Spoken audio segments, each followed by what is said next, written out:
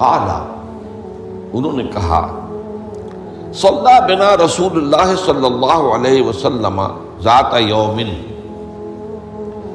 ایک دن حضور نے ہمیں نماز پڑھائی، امامت فرمائی، ثم اقبل علینا بوجہہ، پھر اپنا چہرہ اپنا رخ ہماری طرف کر کے آپ نے گفتگو شروع کی، فوعظنا موعظۃ بلیغۃ،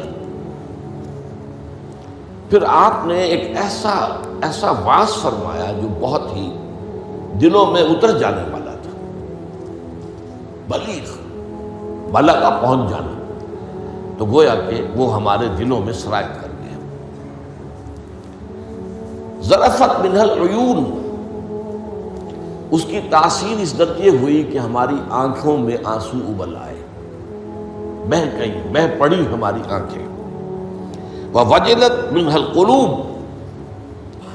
اور ہمارے دل جو ہیں دہل گئے، لرز گئے۔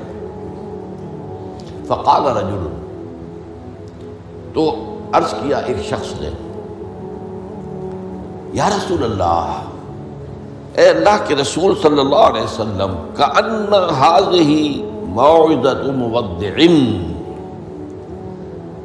یہ تو ایسا محسوس ہو رہا ہے کہ آپ کا یہ وعظ وداع کرنے والے کا وعظ ہے، یعنی کہ گویا کہ آپ اب ہم سے رخصت ہونے والے ہیں۔ معلوم ہوتا ہے کہ یہ آخری وعظ ہے جو آپ نے ارشاد فرمایا، جس درجے کا بلیغ اور مؤثر وعظ آپ نے، اور دلوں میں کھپ جانے والا، جس سے آنکھوں میں آنسو کے جو دریا بہنے لگے اور دل جو ہے دہل گئے۔ تو کأن ہذہ موعظۃ مودع، وداع کرنے والا، مودع، تو جیسے وہ جاتے ہوئے آخری وقت میں نصیحت کرتا ہے، آپ کی معلوم ہوتا ہے ایسی نصیحت ہے۔ فأوصنا، تو ہمیں ذرا مزید وصیت فرمائیے کہ آپ ہمیں کیا تاکید کر رہے ہیں، اگر یہ واقعی آپ کا اس دنیا سے رخصتی کا وقت قریب آ گیا ہے تو پھر ہمیں وہ باتیں بتائیے کہ جن کی ہمیں سب سے زیادہ ضرورت ہوگی۔ اب یہاں سے حضور کا قول شروع ہو رہا ہے۔ فقال، حضور نے فرمایا، اوصیکم بتقوی اللہ،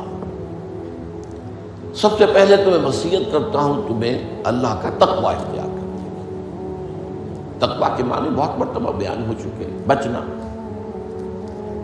اور یہ تقوی ایک دنیا کا ہے، ایک آخرت کا ہے۔ دنیا میں معصیت سے بچنا، گناہوں سے بچنا، اللہ کی نافرمانی سے بچنا، شریعت کے حدود سے تجاوز کرنے سے بچنا، یہ بچنا ہے، بچ کر چلنا۔ جیسے کہ کسی گھنے جنگل میں سے گزرنا پڑے انسان کو، اور وہاں کوئی پگڈنڈی بھی نہیں، کوئی راستہ بنا ہوا نہیں، اونچی اونچی گھاسیں اور درخت ہیں، اور اگر وہ امیزون کا ٹاس ہو یا کانگو کا ٹاس ہو تو درختوں سے لٹکے ہوئے بھی سانپ موجود ہوتے ہیں۔ تو اب ظاہر بات ہے کہ آدمی کس طرح چوکنا ہو کر پھونک پھونک کر قدم رکھے گا، کہیں ایسا نہ ہو کہ کوئی سانپ کنڈلی مارے بیٹھا ہو اور میرا پاؤں اس پر پڑ جائے، یا اور کسی موذی جانور کا کوئی بھٹ ہو، کوئی بل ہو اور اس میں میرا پاؤں پڑ جائے۔ تو یہ بچ کر چلنا کہ لو سانس بھی آہستہ کہ نازک ہے بہت کام، آفاق کی اس کارگاہ شیشہ گری کا، ہر سانس کا لحاظ رکھو۔ تو سب سے پہلے تو اوصیکم بتقوی اللہ، نمبر 2 والسمع والطاعۃ، ایک نظم جماعت جو ہے، تمہاری اجتماعیت، صاحب باتیں میرے بات خلافت ہوگی۔ ابھی تو تم میری بات مان رہے ہو، میں اللہ کا رسول بھی ہوں، لیکن اب میرے بعد رسول تو نہیں ہوگا، نبی تو نہیں ہوگا، خلیفہ ہوگا، لیکن اس کے لیے بھی سمع و طاعت، اس کا حکم سننا اور ماننا، تاکہ رکھنے نہ پڑے جماعتی زندگی میں، افتراق نہ ہو۔ اس لیے ایک ظاہر بات ہے کہ United you stand, divided you fall. جب ڈویژن ہو جائے، اختلاف ہو جائے، تو پھر ظاہر بات ہے زوال آ جائے گا، اور یہ ہوا ہے۔ حضرت عثمان رضی اللہ تعالیٰ عنہ کی شہادت کے بعد سے وہ ڈویژن ہو گئی، شیعان عثمان، شیعان علی، اور پھر آپ کو معلوم ہے خانہ جنگی ہوئی۔ حضرت علی رضی اللہ تعالیٰ عنہ کا جو پورا عہد خلافت جو ہے وہ خانہ جنگی کی نظر ہو گیا۔ 1 لاکھ کے قریب مسلمان جو ہے ایک دوسرے کی تلواروں اور تیروں اور نیزوں سے ختم ہو گئے۔ تو ظاہر بات ہے کہ پھر زوال تو شروع ہو ہی جانا تھا۔ فرمایا والسمع والطاعۃ وإن كان عبدا حبشیا، خواہ تمہارا خلیفہ تمہارا امام چاہے ایک حبشی غلام ہو، یہ نہ سمجھنا کہ تم برتر ہو، اعلیٰ ہو، وہ ادنا ہے، وہ گھٹیا ہے، نہیں، حبشی غلام بھی ہو تو فَإِنَّهُ مَن يَعْشُ مِنكُم بَعْدِي فَسَيَرَىٰ اخْتِلَافًا كَثِيرًا، اس لیے کہ تم میں سے جو بھی میرے بعد زندہ رہے گا وہ بہت کثرت کے ساتھ اختلاف دیکھے گا کہ مسلمانوں میں اختلاف ہو جائے۔ اختلاف تو حضرت ابوبکر کے زمانے بھی ہوا، بس بات ہو گئی، اختلاف رائے ہو گیا، پھر فیصلہ ہو گیا، پھر سب عمل کر رہے ہیں۔ ایسا تو کبھی ہو ہی نہیں سکتا انسانی معاملات میں کہ اختلاف نہ ہو، لیکن اختلاف میں شدت ہو جائے، میری بات لازماً مانی جائے، یہ وہ چیز ہے ایجاب کل ذی رائے برائے ہی، کہ ہر شخص جو صاحب رائے ہے وہ اپنی رائے پہ اڑ جائے اور اسی کو اچھا سمجھے، تو پھر جماعت کیسے چلے گی؟ جماعت میں تو ظاہر بات ہے کہ کثر و انکسار کرنا پڑتا ہے، اپنی رائے کو پیچھے ڈالنا پڑتا ہے، امیر کی رائے کو ماننا پڑتا ہے۔ تو فرمایا فَإِنَّهُ مَن يَعْشُ مِنكُم بَعْدِي فَسَيَرَىٰ اخْتِلَافًا كَثِيرًا، اب وہ آیا جو اس موضوع سے متعلق ٹکڑا ہے، فَعَلَيْكُمْ بِسُنَّتِي وَسُنَّتِ الْخُلَفَاءِ الرَّاشِدِينَ الْمَهْدِيِّينَ، تو تم پر واجب ہے کہ میری سنت کو پکڑے رکھنا اور میرے خلفائے راشدین کی سنت کو پکڑے رکھنا، یہ تاکید، ان کی سنت کو مضبوطی کے ساتھ تھامے رکھنا۔ المہدیین، یہ جو خلفائے راشدین ہوں گے یہ مہدی ہوں گے، مہدیین ہدایت یافتہ ہوں گے۔ تمسکوها وعضوها بالنواجذ، دیکھو میری سنت کو اور میرے خلفائے راشدین کی سنت کو اپنے دانتوں سے پکڑ کر رکھو۔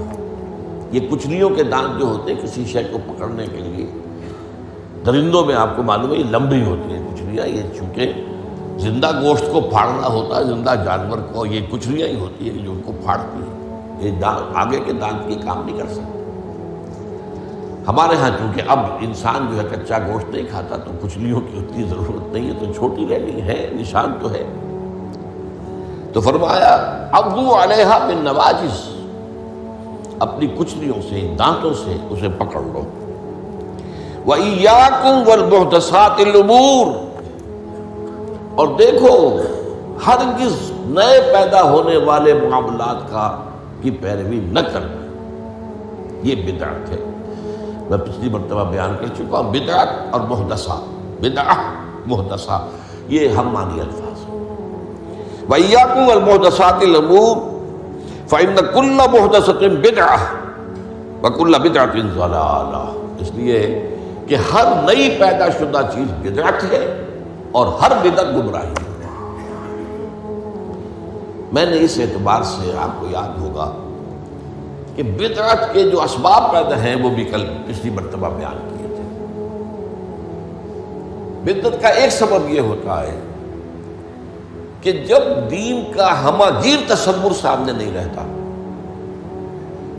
دین کے ہماگیر تصور میں عبادات بھی ہیں، معاملات بھی ہیں، اور معاملات کی اہمیت زیادہ ہے، معاملات کی کوتاہی کو اللہ معاف نہیں کرے گا، عبادات کی کوتاہی کو اللہ معاف کر دے گا، وہ تو اللہ کے لیے ہے نا، تو اللہ تعالیٰ تو بہت معاف فرمانے والا ہے۔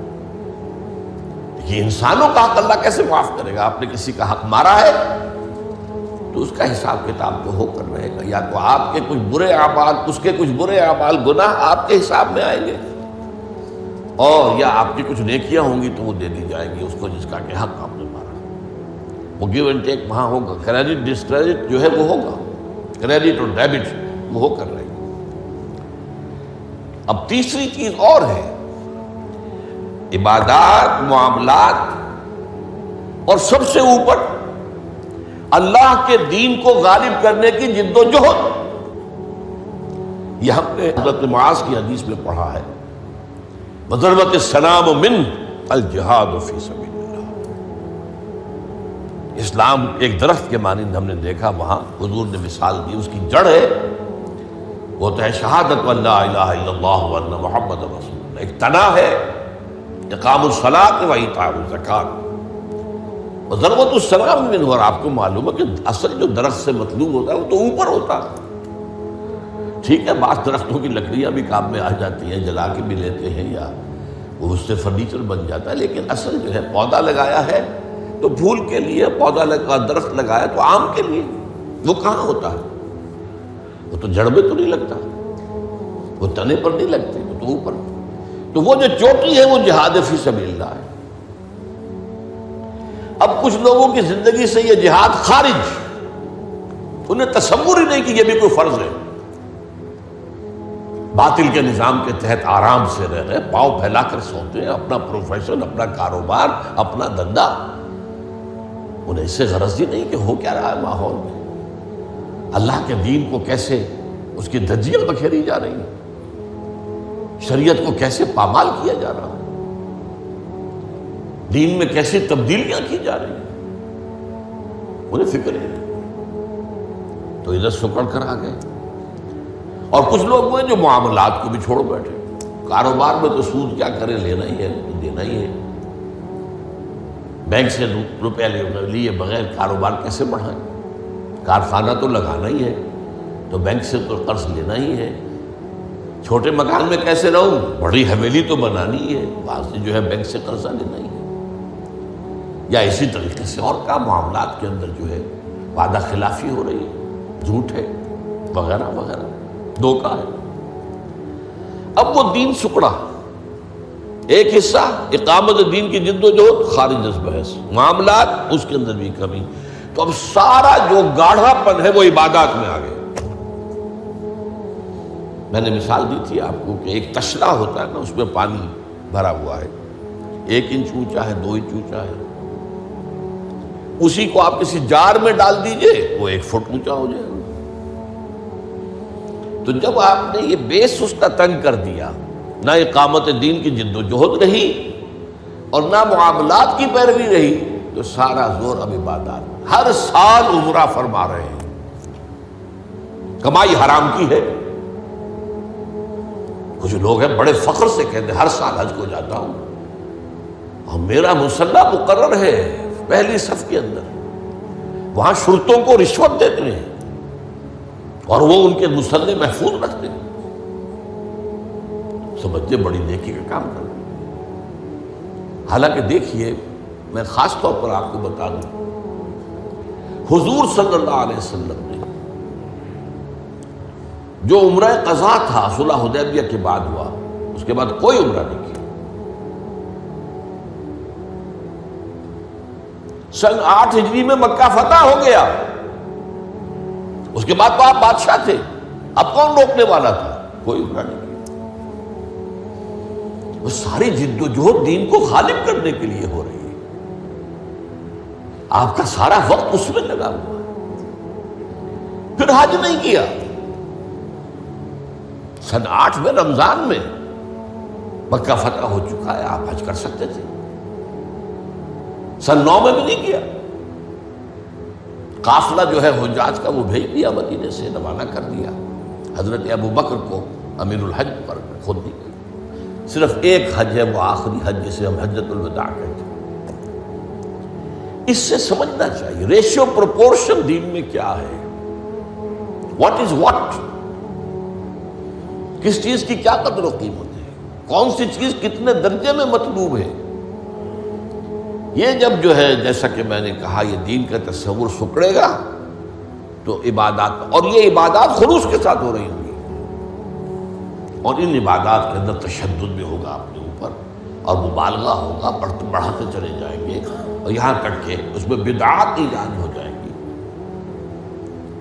اب خاص طور پر شب برات، قدمی شب، بہت جو ہے عبادت کر، باقی تو جو کچھ ہوتا ہے اس کو تو چھوڑ دیجئے، آتش بازی ہوتی ہے یا کچھ اور جو ہنگامہ ہوتا ہے، جو جشن، یہ تو کچھ سرے سے دین سے کوئی سروکار ہے ہی نہیں۔ لیکن خاص طور پر اس رات کو مقرر کر لیا، حالانکہ کوئی قوی احادیث موجود نہیں ہے۔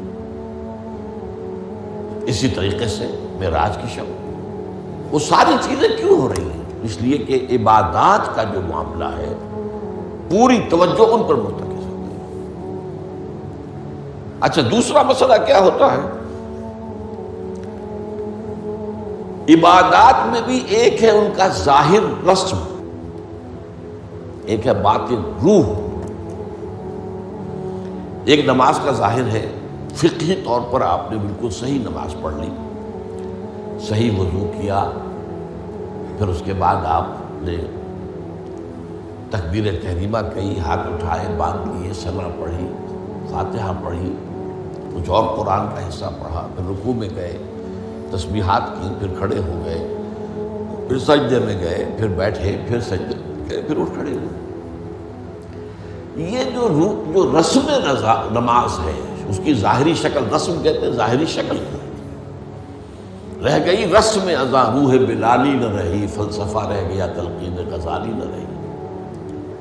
اب اگر اسی پر توجہ مرتکز ہو جائے گی تو روح دین کی طرف سے توجہ ہٹ جائے گی۔ اس ظاہر کے بارے میں تو بڑی نیند میخ ہوگی، چھوٹی چھوٹی باتوں کے اوپر اختلاف ہو جائے گا، من دیگرم تو دیگری، یہ کیا کیا تو نے؟ آمین زور سے کہہ دیا، یہ ہماری مسجد میں آیا کیسے تو؟ آئندہ جرت نہ کرنا، ٹانگیں توڑ دیں گے۔ یہ کیا رفع دین کر رہے ہیں؟ چھوٹی چھوٹی چیز، بڑی چیزیں سب ہضم، لکڑ ہضم، پتھر ہضم، سود ہضم، جھوٹے کاروبار سے آنے والی آمدنی ہضم، یہ اختلافات ہضم نہیں ہوتے۔ اس میں پھر رسومات کا اضافہ ہوگا، رسومات پر رسومات، رسومات پر رسومات۔ اب اسی کی ایک مثال ہے، شادی بیاہ کے لیے رسمیں کتنی ہو گئی۔ ہم نے تحریک شروع کی، اللہ کا شکر ہے، کچھ چرچا ہے۔ بھائی نکاح مسجد میں کرو، لڑکی والوں کے ہاں کوئی دعوت طعام اس کا ثبوت نہیں ہے۔ دعوت طعام ایک ہے اور وہ دعوت ولیمہ ہے لڑکے کی طرف سے، اس کا گھر آباد ہوا ہے، وہ اپنی خوشی منائے، سیلیبریٹ کرے اپنے دوستوں، یہ ثابت ہے، اس کی تاکید ہے۔ باب الولیمہ حدیث کی کتابوں کے اندر پورا باب ہے، باقی اور کوئی نہیں۔ اب یہ ہمارے ہاں بارات چڑھ رہی ہے اور پہلے سرا بن رہا ہے اور پھر وہاں کچھ پیسے پیش کیے جا رہے ہیں، پھر وہ بارات گئی ہے جتھا بن کر، اور وہ لڑکی والوں کے ہاں جو ہے وہاں نکاح ہوا ہے، اور وہاں پھر وہ جو کھانے کھائے جا رہے ہیں ان میں جو آپ کو معلوم ہے اسراف ہو رہا ہے، جو کھانا جو ہے برباد ہو رہا ہے جس طریقے سے کھاتے ہیں، یہ ساری چیزیں۔ اور پھر کتنی دعوتیں ہوتی ہیں، مہندی کی دعوت ہو رہی ہے، مہندی کی رسم ہو رہی ہے، ابھی تو تاریخ لینے جا رہے ہیں لڑکی والوں کے ہاں، وہ دعوت ہو رہی ہے، جشن ہو رہا ہے۔ پر ہوتا کہاں ہے یہ؟ جن لوگوں کی حرام کی کمائی جو ہے، جن کے پاس انبار اس کے ہیں، وہ اپنی دولت کے اظہار کے لیے یہ سارے کام کرتے ہیں، اور اس کا نام تبذیر ہے قرآن مجید کی اصطلاح میں، تبذیر۔ ان المبذرین کانوا اخوان الشیاطین، یہ جو پیسے لٹانے والے ہیں اپنے نام و نمود کے لیے، شہرت کے لیے، دکھاوے کے لیے، یہ شیطانوں کے بھائی ہیں۔ نتیجہ کیا نکلتا ہے؟ آپ کے پاس تو دولت کے انبار تھے، آپ نے کیا، ایک غریب آدمی کی مصیبت ہو گئی، وہ کیا کرے؟ میری بیٹی کیا کہے گی؟ میری شادی پر میرا باپ یہ بھی نہیں کر سکتا۔ وہ کھاتے پورے کرتے ہیں جس طرح بھی ہو، کچھ بھی، کہیں حرام سے کمائیں، کہیں چوری کریں، کہیں ڈاکہ ڈالیں، کہیں رشوتیں لیں، جس کے ہاں چند بیٹیاں ہو جائیں اس کی نیندیں حرام ہو جاتی ہیں۔ جبکہ اسلام کا اصول یہ ہے، شادی میں لڑکی والوں کا ایک پیسہ بھی خرچ نہیں ہونا چاہیے، مہر لڑکا دے گا، محفل نکاح میں چھوارے لائے یا کچھ اور لائے، ٹافیاں لائے، کچھ آئے، منہ میٹھا کرانے کے لیے لڑکا لائے گا، ولیمہ لڑکا کرے گا، لڑکی والوں کا تو خرچ ہی نہیں، نہ جہیز کا کوئی تصور اسلام میں۔ لیکن ہمارے یہاں سارا معاملہ الٹا ہے۔ تو یہ ہے اصل میں جو اسباب ہوتے ہیں۔ اس میں میں نے ایک چیز آپ کو اور بتائی تھی، جہاں کوئی بدعت آئے گی وہاں سے کوئی سنت غائب ہو جائے گی۔ حدیث سنانے سے رہ گئی تھی، ما احدث قوم بدعۃ الا رفع مثلها من السنت، رواہ احمد رحمہ اللہ۔ کوئی قوم بھی کوئی بدعت ایجاد نہیں کرتی مگر یہ کہ اس کی جگہ سے سنت اٹھ جاتی۔